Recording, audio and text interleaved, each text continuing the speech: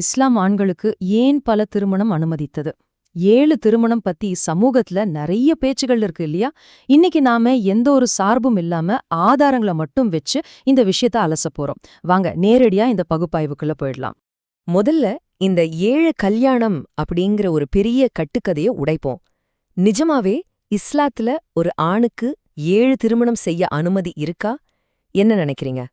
உண்மை என்னன்னா, அதிகபட்ச வரம்பு 4 மட்டும்தான்.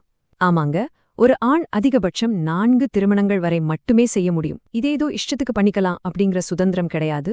ரொம்ப தெளிவா வரையறுக்கப்பட்ட ஒரு லிமிட். ஆனா இருங்க, இதுல ஒரு மிக கடுமையான கண்டிஷன் இருக்கு. அதுதான் நீதி. மனைவிகள் கிட்ட முழுமையான நீதியோட நடந்துக்க முடியலன்னா சட்டம் ரொம்ப ஸ்ட்ரிக்ட். ஒரே ஒரு மனைவி மட்டும்தான். கொஞ்சம் கூட நீதி தவற வாய்ப்பு இருக்குன்னு பயந்தா கூட பல திருமணங்களுக்கு அங்க அனுமதியே கிடையாது. சரி, இன்னைக்கு நாம எதெல்லாம் பார்க்க போறோம்னா, உண்மைக்கும் கட்டுக்கதைக்கும் உள்ள வித்தியாசம், இதோட வரலாற்று பின்னணி, குர்ஆன் என்ன சொல்லுது, இது சலுகையா இல்ல பொறுப்பா, பெண்களின் உரிமைகள், அப்புறம் இன்றைய நவீன சூழல்ல இது எப்படி இருக்கு அப்படிங்கறத வரிசையா பார்க்க போறோம். பகுதி 1, உண்மைக்கும் கட்டுக்கதைக்கும் உள்ள வித்தியாசம். இஸ்லாம் எந்த ஒரு சட்டத்தையும் சும்மா காரணமில்லாம கொடுத்துடல. அப்போ வரலாற்று ரீதியா இந்த அனுமதி ஏன் வழங்கப்பட்டுச்சு? அடிப்படை நோக்கங்கள் என்னென்னு பார்த்தா, சமூக பாதுகாப்பு, பெண்களுக்கான பாதுகாப்பு, குடும்பம் சிதறாமல் இருக்கிறது, அப்புறம் சமூகத்துல அநாகரீகம் பரவாம தடுக்கிறது. இத ஒரு சமூகத்தை வலுப்படுத்துற தீர்வாதான் பார்க்கணும். பகுதி 2, வரலாற்று பின்னணி. இந்த சட்டங்கள் எல்லாம் வர்றதுக்கு முன்னாடி உலகம் எப்படி இருந்துச்சுன்னு தெரிஞ்சுக்கிட்டா மட்டும்தான் இதோட உண்மையான அவசியத்தை நாம புரிஞ்சுக்க முடியும்.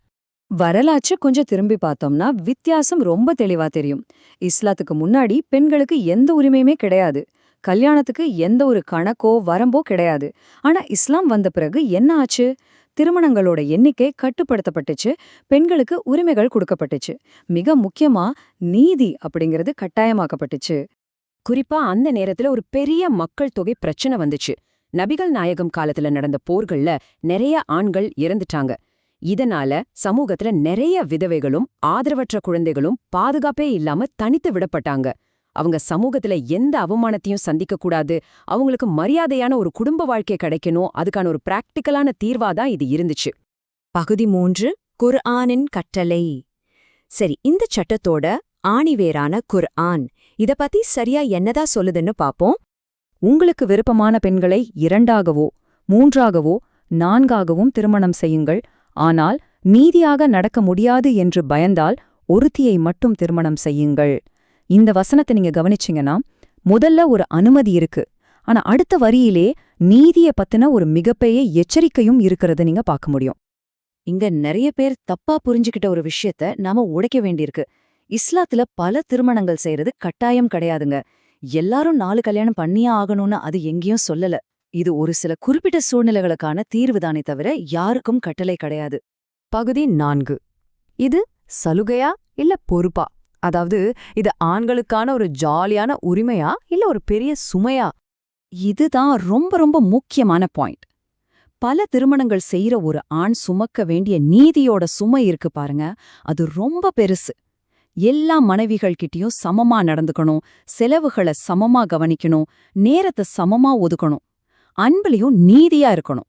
இந்த கடுமையான ரூல்ஸ் எல்லாம் பார்க்கும்போது இது ஒரு சலுகையே கிடையாது, ரொம்ப பெரிய பொறுப்புன்னு தெளிவா புரியும். இத புரிஞ்சுக்க நபிகள் நாயகம் அவங்களோட வாழ்க்கையே ஒரு சிறந்த உதாரணமா சொல்லலாம். அவங்க தங்களோட வாழ்க்கையோட முதல் 25 வருஷத்தை கதீஜா அப்படிங்கிற ஒரே ஒரு மனைவியோட மட்டும்தான் வாழ்ந்தாங்க. அதுக்கப்புறம் போர்க்காலங்கள்ல ஆதரவற்றவர்களை பாதுகாக்கவும் சமூகத்தை ஒன்னு சேர்க்கவும் தான் பல திருமணங்களை செய்தாங்க. இத பார்க்கும்போது இது வெறும் ஆசைக்காக உருவாக்கப்பட்ட சட்டம் இல்லைங்கிறது ரொம்ப தெளிவா விளங்கும். பகுதி 5, பெண்களின் உரிமைகள். சரி, இப்படி பல திருமணங்கள் நடக்கிற ஒரு குடும்ப அமைப்புல பெண்களுக்கான உரிமைகள் எப்படி பாதுகாக்கப்படுது? ஒரு குடும்பத்துல பல மனைவிகள் இருந்தாலும் சரி, ஒவ்வொரு பெண்ணுக்கும் தனிப்பட்ட உரிமைகள் சட்டப்படி 100% உறுதி செய்யப்படுது. மஹர்னு சொல்லப்படுற மணக்கொடை, அவங்களுக்கான தனிப்பட்ட வாழ்வாதாரம், முழுமையான மரியாதை, அப்புறம் பாதுகாப்பு, இது எல்லாமே ஒவ்வொரு பெண்ணுக்கும் கட்டாயம் கிடைச்சே ஆகணும். எந்த சூழ்நிலையிலயும் இத மறுக்கவே முடியாது. இன்னொரு பக்கம், கணவன் இன்னொரு திருமணம் செய்யும்போது முதல் மனைவிக்கு ஏற்படுற மனவேதனை, கவலை, பொறாம, இது எல்லாத்தையுமே இஸ்லாமிய மூலாதாரங்கள் ரொம்ப தெளிவா ஏத்துக்குது. ஒரு பெண்ணோட இந்த மனவலிய உணர்ந்ததுனாலதான் கணவன் நீதியா நடந்துக்கணும் அப்படிங்கறத இவ்ளோ கண்டிப்பா சொல்லியிருக்கு. கொஞ்சம் கூட அநியாயம் செய்யக்கூடாதுன்னு முற்றிலுமா தடை செஞ்சிருக்கு. பகுதி 6 நவீன சூழல். வரலாற்று பின்னணியில நாம பார்த்த இந்த சட்டங்கள் இப்போ நாம வாழ்ந்துட்டு இருக்கிற இந்த மாடர்ன் உலகத்துக்கு எப்படி பொருந்துதுன்னு பாப்போம். இன்னைக்கு உலகத்துல நிறைய இடங்கள்ல என்ன நடக்குது? எந்த பொறுப்பும் இல்லாத ரகசிய உறவுகள், திருமணம் இல்லாத வாழ்க்கையால பெண்களும் குழந்தைகளும் தான் எந்த பாதுகாப்பும் இல்லாம நடுத்தெருவுல நிக்கிறாங்க. ஆனா இஸ்லாம் காட்டும் வழிமுறையில பொறுப்பற்ற உறவுகளுக்கு இடமே கிடையாது. சமூகத்துக்கு தெரிஞ்ச பொறுப்பு, உத்தரவாதம் அளிக்கப்பட்ட பொருளாதார ஆதரவு, ரொம்ப பாதுகாப்பான ஒரு குடும்ப கட்டமைப்பு, இத மட்டும்தான் அது வலியுறுத்துது. இதுல ஒரு இன்ட்ரெஸ்டிங்கான விஷயம் என்னன்னா, இன்னைக்கு மக்கள் அறியாமையால செய்யற தப்புகளுக்கும் உண்மையான இஸ்லாமிய சட்டங்களுக்கும் நிறைய வித்தியாசம் இருக்கு. ரகசியமா கல்யாணம் பண்றது, குடும்ப செலவுக்கு பணம் கொடுக்காம மனைவிய கஷ்டப்படுத்துறது, இதெல்லாம் மக்கள் செய்யற தப்புகள். ஆனா உண்மையான சட்டப்படி ஒரு நல்ல கணவன் அப்படிங்கிறவன் இறைவனுக்கு பயந்து தன் மனைவிய மதிச்சு அன்பாவும் நீதியாவும் நடந்துக்கிறவனா மட்டும்தான் இருக்க முடியும். அப்போ இதுவரைக்கும் நாம பார்த்ததிலிருந்து என்ன புரியுது? பல திருமணங்கள் அப்படிங்கிறது எந்த ஆணும் விளையாட்டா நினைச்சுக்கிற விஷயமோ இல்ல ஆசைய தீர்த்துக்கிற வழியோ கிடையாது. இது முழுமையான நீதியையும் சமூக பாதுகாப்பையும் உள்ளடக்கிய ஒரு மிகப்பெரிய பொறுப்பு.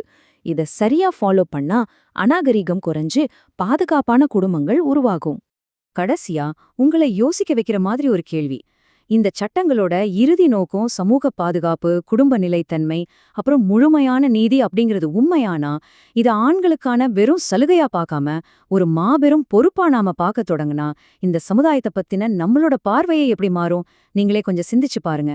இன்னொரு ஆழமான பகுப்பாய்வுல நாம மறுபடியும் சந்திக்கலாம். நன்றி.